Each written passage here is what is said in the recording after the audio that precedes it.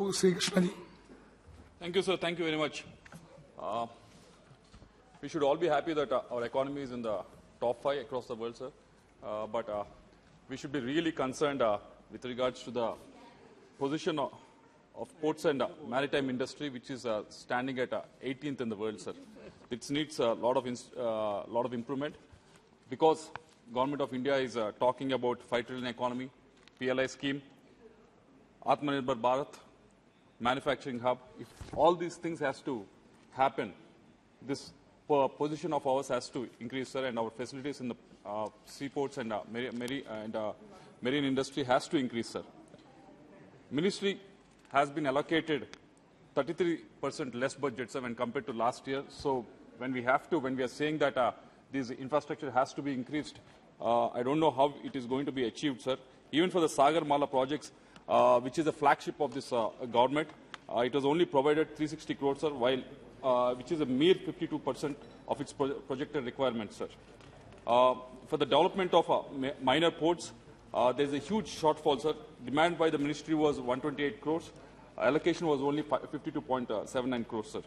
India has around 12 major ports and almost 200 minor ports, sir, with combined capacity of 2,400 million tons of cargo, sir. GOA is planning to develop major ports in AP, Telangana, West Bengal and Maharashtra, but it has been planning for so many years, sir, but nothing has been happening, sir. If we want to make world-class logistics, we cannot dump all the responsibility on the private players, sir.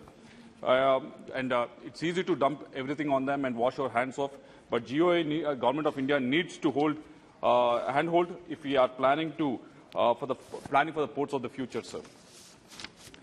Coming to the some of the suggestions, because I'm coming from Andhra Pradesh, which has a huge coastline, and some of the suggestions I have, some of the clarifications I need, sir. To start off with the suggestions, Gati Shakti project is evolved, sir, to connect to improve road and rail connectivity, but we need separate plan to develop Gati Shakti to connect all major and non-major ports, sir. Dredging and keeping the channel depths of large vessels is a high-cost exercise, sir. This is one of the major concerns of the persons who are running the seaport, sir. It needs liberal support from the Government of India, sir. We see this happening day in, day out in the Vizag port, sir. Because it's one thing to build a world-class port, sir, but if you have to operate it at a world-class level as well, if that has to happen, this needs to be supported by the Government of India, sir. We should plan for more multi-mode logistics parks, sir, not just by NHAI, but also by Indian Railways at strategic locations, sir. It will improve the efficiency of our supply chains. This is another suggestion I want to make. And Pratima Mandal, ma'am, has also spoken about it just now with regards to the mother vessels or mainline container vessels not calling the Indian seaports, sir. Singapore, Sri Lanka, UAE, Malaysia, these are the only countries that are attracting these, sir. Somehow these mother vessels are not coming to India. It is a cause of the concern. Because these are not coming to India, the shipping cost has been increasing and there is a huge delay in the shipping of these containers as well, sir. And this is the main problem why they are not coming is there's a delay in Indian ports, sir, and there's a draft constraints, sir, high tariffs, sir, high bunkering charges, sir. These are some of the issues that our ministry has to resolve, sir. This will make our imports cheaper and our exports competitive across the world, sir. And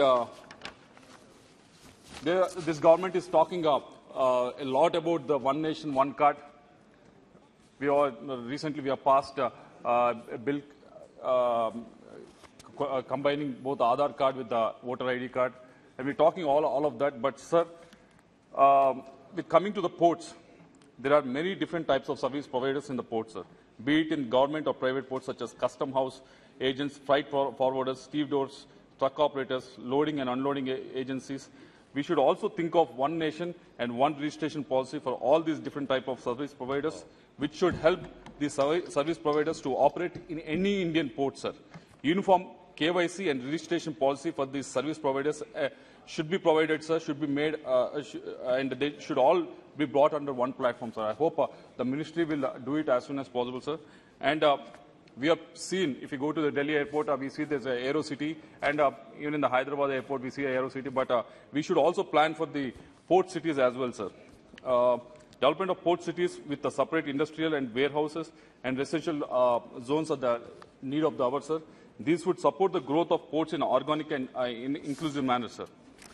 There's a talk of the central government is talking a lot about the coastal berths for a lot of years, sir, but nothing has been seen, sir, in the last few years.